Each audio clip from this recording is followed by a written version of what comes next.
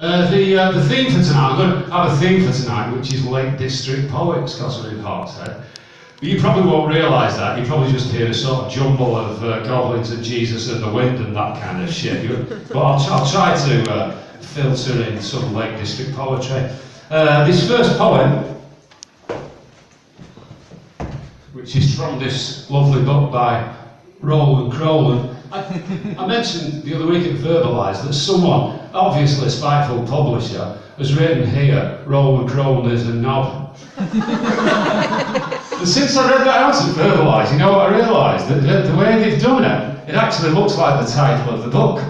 Rowland Crowland is a knob by beggars.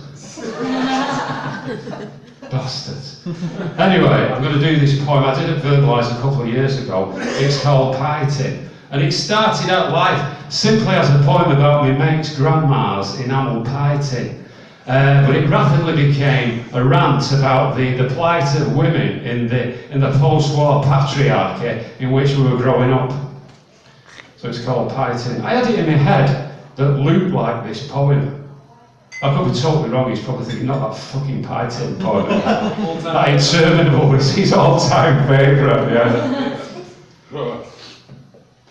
Pie tin. She had an enamel pie tin and everybody craved it. Everybody else just played at gravy, but she really made it. Everything was on the table just as she'd laid it. She never gave anything at all away if she could possibly save it. Values, working class values, the values that made our world. Values, real values, the birthright of every girl. She was a homely woman with a household full of ornaments. She wasn't a comely woman, no personal adornments. She always had 2 pennies though, a sign of status, and the smell that came through a kitchen door was braised onions and potatoes. She had a pot horse on the mantelpiece and she donkey-stoned the step, and on the geraniumed windowsill a secret door key was kept.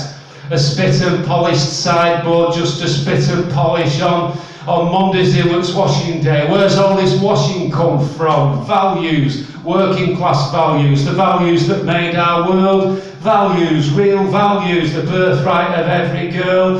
And every day's a cleaning day, and every day's a godly day, and every stick of furniture's been all but spit and polished away. A pledge to him in heaven to keep the parlour clean, for blessings on a Sunday from Jesus and an ice cream. She's weaving yarn all through the week, working fingers to the bone, running ragged in the cotton mill and threadbare in the home. It was always the Protestant ethic to work for the Father and Son. On Sundays there's the Holy Ghost, so put your best frock on, the clock forever ticking, the cross forever begging pardon. But there's no rest for the wicked while there's rhubarb in the garden. Thin custard on a Friday on a little piece of cake, a few scattered salad items, a sliver of hake.